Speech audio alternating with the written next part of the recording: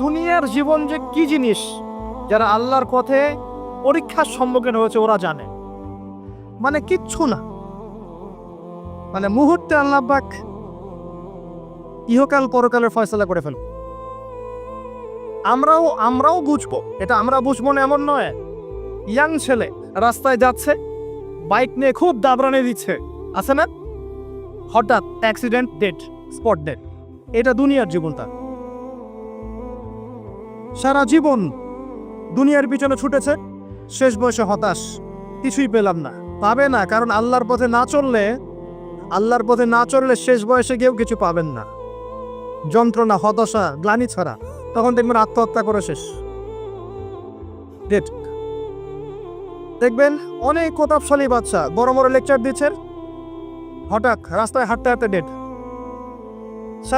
সারাদিন রাত জেনা করেছে, মদ খেয়েছে, জেনা ছড়িয়েছে সমাজে, নগ্নতা, অশ্লীলতা ছড়িয়েছে, ভাইরাস মহামারী দিয়ে শেষ। দুনিয়ার জীবন কি জীবন?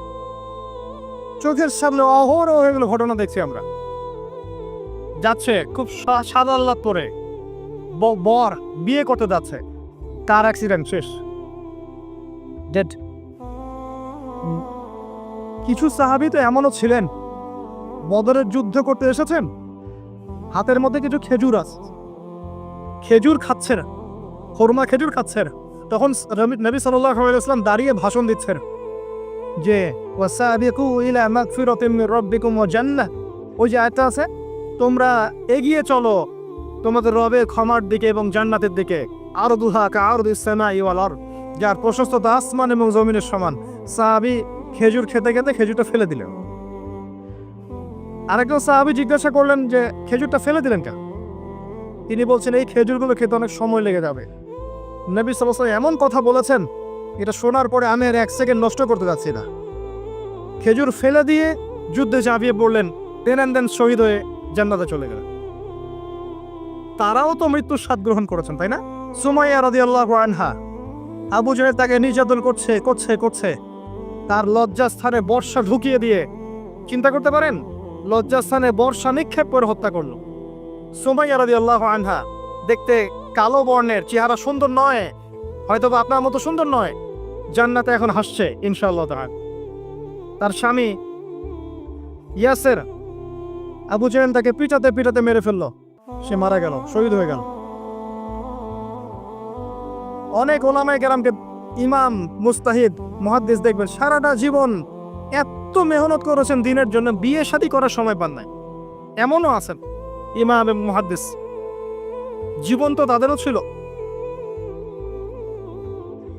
শুধু সাহাবী কেন, তাবেঈদের দিকে তাকান, তাবেঈন তাকান, আমাদের চার ইমামের দিকে তাকান। আবু হানিফা রাহিমাহুল্লাহ শেষ বয়সে জেলখানায়, কথিত আছে 20 প্রয়োগে তাকে হত্যা করা হয়েছে। তার টাকার অভাব ছিল না, তিনি কিন্তু আমার মতো হতদরিদ্র ছিলেন না। আল্লাহ পাক তাকে সম্পদও দিয়েছিলেন, সমস্ত সম্পদ বিলিয়ে দিয়েছেন দিনের জন্য। ইমাম শাফিঈ রাহিমাহুল্লাহ, তার দিকে তাকা। আহমদ বিন হাম্বল রাহিমাহুল্লাহ, তার দিকে তাকা। তাকে পিটানো হচ্ছে আর বাগদাদের রাস্তায় গড়ানো হচ্ছে, কারণ সমাজের মানুষ ফতোয়া দিয়েছে একটা, তিনি ফতোয়া দিয়েছেন আরেকটা।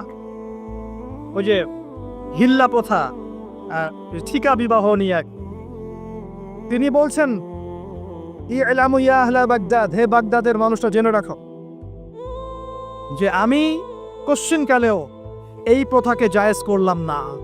তোমরা চিনে রাখো যে আমার নাম আহমদ। জীবন তাদেরও ছিল।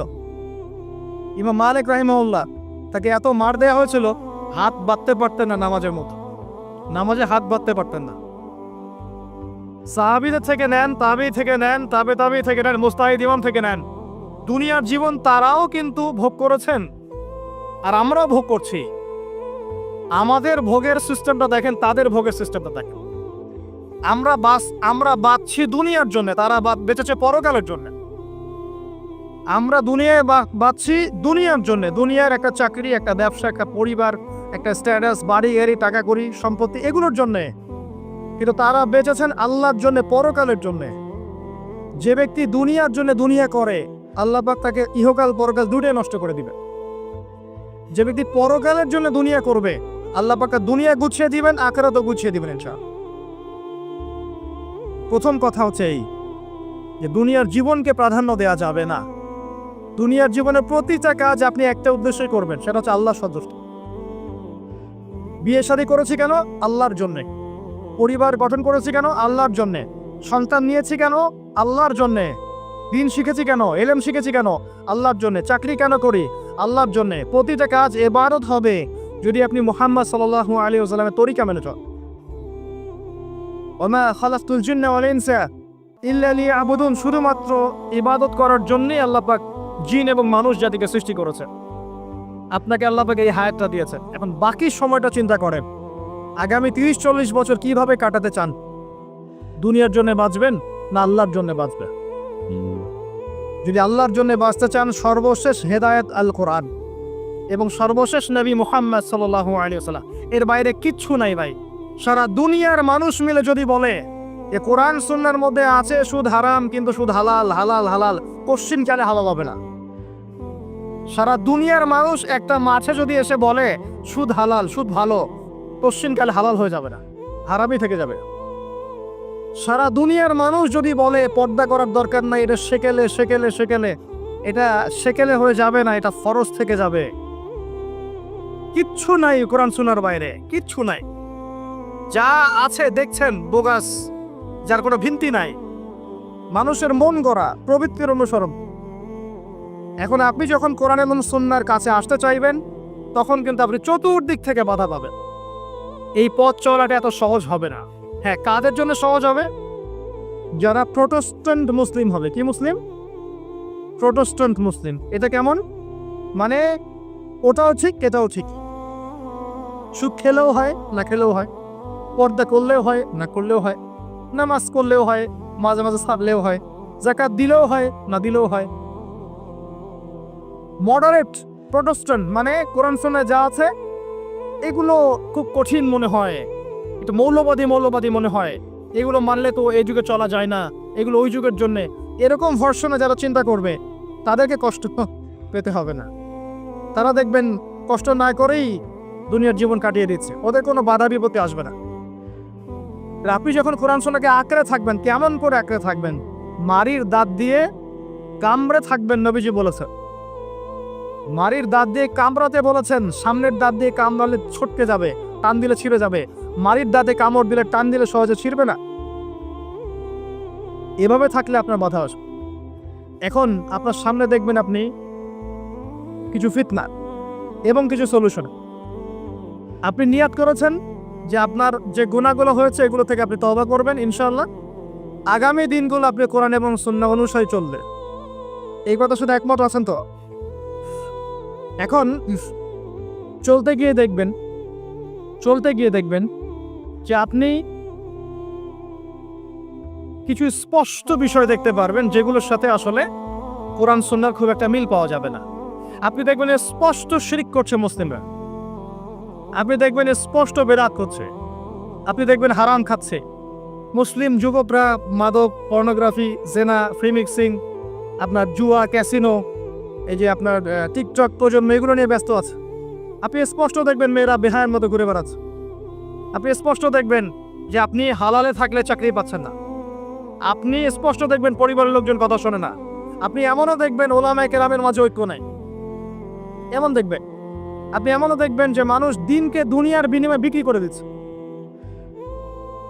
আর এমন দেখবেন যারা আপনার উপরে আছে তারা দিন সম্পর্কে তেমন কোনো জ্ঞান রাখে না। এমন জটিল পরিস্থিতিতে আপনি কি করবেন তখন? এরপরে আপনি যখন বিশ্বের দিকে তাকাবেন, তখন দেখবেন বিশ্বের সমস্ত পরাশক্তিরা ঐক্যবদ্ধ ইসলামের বিরুদ্ধে। বিশ্বের সমস্ত বড় বড় পরাশক্তিরা ঐক্যবদ্ধ ইসলামের বিরুদ্ধে। দেখবেন আপনি ইসলামের কোনো খিলাফা নাই, দেখবেন কোনো ইমাম নাই, কোনো আমির নাই, কোনো জামা নাই। দেখবেন আপনি সেই রকম সলফে সালেহিনের যুগের মতো সৌর্যবীর্য, ব্যক্তিত্ব, গায়রাত কিছু নেই। মনে হবে যেন আমরা দাসত্বের শৃঙ্খলে আবদ্ধ হয়ে গেছে। তখন আপনি কষ্ট পাবেন মনে মনে। আপনার মধ্যে ইমান থেকে থাকলে আপনি কষ্ট পাবেন, দৃঢ় থেকে কষ্ট ফিল করবেন। যদি প্যারালাইজড রোগী হয়ে থাকেন তাহলে কষ্ট ফিল করবেন না। চেতনা থাকে দিনের, কষ্ট ফিল করবেন। তখন আপনার স্ট্রাগল শুরু হবে।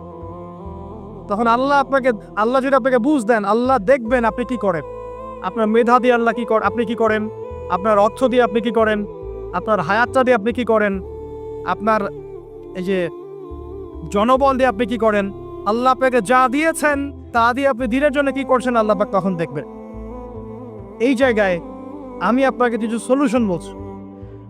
এটা শুধু আপনাকে বলছি তা নয়, আমি নিজেও এটা ফিল করি, লালন করি। আর আমি এমন কিছু বলবো না যে আমি নিজে আপনার জন্য পছন্দ করি না। যেটা আমি নিজের জন্য পছন্দ করি সেটাই আপনাকে বলব। প্রথম কথা, এখানে আপনাকে গাইডেন্স দিবে আল কোরআন। এরকম সিচুয়েশনে আপনাকে পথ দেখাবে অনলি আল কোরআন, এরপর নবী সাল্লাল্লাহু আলাইহি ওয়াসাল্লামের হাদিস। এখানে আপনার দায়িত্ব আসবে প্রথমত কোরআন পড়া শিখতে হবে। প্রথম কাজটা কি ভাই? কোরআন পড়া শিখতে হবে, তেলাওয়াত শিখতেই হবে, নিয়মিত তেলাওয়াত করতে হবে। একটা দিন যাবেন আপনার জীবনে যে কোরআন তেলাওয়াত আপনি করেন না, ইনশাআল্লাহ। বেশি থেকে বেশি করবেন, বেশি থেকে বেশি। আমার পরামর্শ হচ্ছে দিনে এক পারা করে করার চেষ্টা করুন। এরপর দায়িত্ব চলে আসবে আপনার কোরআন বোঝা। আপনি কিছু অংশ মুখস্থ করবেন, হিফজ করবেন, অর্থটা বোঝার চেষ্টা করবেন, কোরআনের ভাষাটা শেখার চেষ্টা করবেন। এর সবকিছু আপনি বুঝতে পারবেন না, তখন কি করবেন? আলেম ওলামার কাছে যাবেন, তাদের সোহবতে গিয়ে পড়ে থাকবেন। যে বিষয়টা বুঝতে পারছেন না জিজ্ঞাসা করে জেনে নেবেন। ফাসআলু আহলা যিকরি ইন কুনতুম লা তা'লামুন। এরপর কোরআনের আদেশ নিষেধগুলো আপনি মেনে চলবেন, নিজে, নিজের পরিবারে এবং নিজের অধীনস্থদের মধ্যে। এরপরে আপনি থেমে যাবেন না। কোরআনের দাওয়াত আপনি যতটুকু জানেন এটা মানুষের কাছে প্রচার করবেন। মাদ্রাসা করবেন, মসজিদ আবাদ করবেন, মক্তব চালু করবেন, কোরআনের একটা রেভলিউশন ক্রিয়েট করবেন ইনশাআল্লাহ। কোরআনের জন্য আপনার জান মাল অর্থ বিলিয়ে দিবেন। ওই একটা ছোট্ট কাজ দেখবেন পরকালে জান্নাতে যাওয়ার ওসিলা হয়ে গেছে ইনশাআল্লাহ। তারপরে আপনি সুন্নতকে পাবেন, ওই সুন্নতের উপরে আপনার 24 ঘন্টাকে সাজাবেন। দিন রাত প্রতিটা আমল আপনি সুন্নাহ অনুযায়ী করার চেষ্টা করেন। এরপরে গিয়ে আপনার দায়িত্ব আরো বাড়বে। এরপর দায়িত্ব চলে আসবে উম্মাহ কেন্দ্রিক। আপনার তাজকিয়া অর্জন করতে হবে, আত্মশুদ্ধি। আত্মশুদ্ধি অর্জন করতে হলে সবসময় পরকালের ফিকির করতে হয়, মৌতের স্মরণ করতে হয়, বেশি বেশি কোরআন তেলাওয়াত করতে হয়, এতিমের মাথায় হাত বোলাতে হয়, আপনার সাদাকা বেশি বেশি করতে হয়, মাঝে মাঝে রোজা রাখতে হয়। এগুলো করতে থাকলে আল্লাহর জিকির বেশি বেশি করতে হয়, আল্লাহর ধ্যান করতে হয়, আল্লাহকে ডাকতে হয়, দোয়া করতে হয়, আত্মশুদ্ধি অর্জন হবে। একই সাথে আপনার অন্তর থেকে হিংসা, বিদ্বেষ, এই যে গীবত, রিয়া, অহংকার, সমালোচনা, সংস্কৃতি দূর করতে হবে। মনের মধ্যে অহংকার, হিংসা, বিদ্বেষ থাকলে আল্লাহর নূর পাওয়া যাবে না, তখন তাজকিয়া অর্জন হবে না। আল্লাহর নূর না আসলে আপনি খিজির হতে পারবেন না, যে অনেক দূর পর্যন্ত দেখতে পারে। সূরা কাহফের মধ্যে ঘটনা পাবেন। আর এই শেষ জামানায় টিকতে হলে আপনাকে খিজির হতে হবে, দূর পর্যন্ত দেখতে হবে। শোনেন, দূর পর্যন্ত দেখতে না পারলে বর্তমানকে মনে হবে ভবিষ্যৎ। এখন যে ফিতনাময় পরিবেশে বসে আছে এটা বর্তমান, এটা ভবিষ্যৎ নয়। একটা কথা বলেছিলাম বেশ কয়েক বছর আগে যে আপনার এমন একটা সময় আসতে যাচ্ছে যখন ক্যাশলেস সোসাইটি থাকবে, মানে কাগজের টাকাটাও থাকবে না। অনেক দিন আগের কথা। তখন কিছু মানুষ আমাকে বলেছিল, পরামর্শ দিয়েছিল, এবং শুভাকাঙ্ক্ষী আর কি আমার। আর দিন দিন আমার শুভাকাঙ্ক্ষী বাড়ছেই আলহামদুলিল্লাহ, যে ভবিষ্যৎ বক্তা, তুমি হচ্ছে ভবিষ্যৎ বক্তা। তা আমি বলেছিলাম যে আমি যেটা বলেছি এটা ভবিষ্যৎ না, এটা বর্তমান। বর্তমান সম্পর্কে আপনার খবর নাই বলে বর্তমানকে আপনার ভবিষ্যৎ মনে হচ্ছে। এখন যা দেখছেন এগুলো বর্তমান, এগুলো ভবিষ্যৎ না। খুব অল্প সময়ের মধ্যে এই পরিস্থিতিগুলো দেখবেন পরিবর্তন হয়ে গেছে। আসেন, যখন ব্যক্তিকেন্দ্রিক কাজ শেষ হয়ে যাবে তখন আপনাকে উম্মাহ কেন্দ্রিক চিন্তা করতে হবে। তাজকিয়া অর্জন করে উলামায়ে কেরামের মাঝে ঐক্যের চেষ্টা করতে হবে। ঐক্যটা হবে মন থেকে। মন থেকে সবাইকে ভাই মনে করলে পরে ঐক্য হবে। যদি মন থেকে সবাইকে নিজের ভাই মনে করতে না পারি, মুসলিম ভাই মনে করতে না পারি, ঐক্য হবে না। যদি আমি মনে করি আমি জান্নাতের ডিলার, তোমার লিজ লাগলে আসো নিয়ে যাও, ঐক্য কখনো হবে না। অনলাইনে যাবেন দেখবেন সারা দিন কাদা ছড়াছড়ি। আর এমন এমন বিষয়গুলোকে নিয়ে আমরা কাদা ছড়াছড়ি করছি যেগুলো নিয়ে কথা না বললেও পরকালে কিছু যায় আসবে না ইনশাআল্লাহ। এমন এমন ইস্যু নিয়ে আমরা কাদা ছড়াছড়ি করি যেগুলো নিয়ে কথা না বললেও আমার জান্নাত জাহান্নামের ফয়সালা হবে না ইনশাআল্লাহ। এগুলো ওই বিষয় নয়, মৌলিক বিষয় নয়। আর আমরা যখন এগুলো নিয়ে ব্যস্ত থাকি, ইসলামের শত্রুরা দেখবেন ইসলামকে দমন করার আর 10 ধাপ এগিয়ে যায়। আমরা ইন্টেলেকচুয়াল হতে পারছি না। ঐক্যের চেষ্টা করতে হবে, যার যার জায়গা থেকে করতে হবে। এবং মিসাল দৃষ্টান্ত নিজেকে স্থাপন করতে হবে, যে নিজে যখন সবার সাথে মিশবো তখন দেখবেন মানুষ রিসিভ করে নিবে যে হ্যাঁ উনি সবখানেই আসছে, সাম্প্রদায়িক চিন্তা করছে না। বিষয়গুলো হচ্ছে উম্মাহ কেন্দ্রিক চিন্তা করতে ঐক্যের বিকল্প নাই। আর এই রেসপন্সিবিলিটি আমার মতো দায়ীদের নয়, মূলত এই রেসপন্সিবিলিটিটা হচ্ছে মূলত ওলামায়ে কেরামের। তারা যখন একত্রিত হবেন, ঐক্যবদ্ধ হবেন, তাদের মধ্য থেকে দেখবেন একজন আমির বের হয়েছে, এবং তিনি যখন নেতৃত্ব দিবেন তখন জনগণ তার পিছনে তাকে ফলো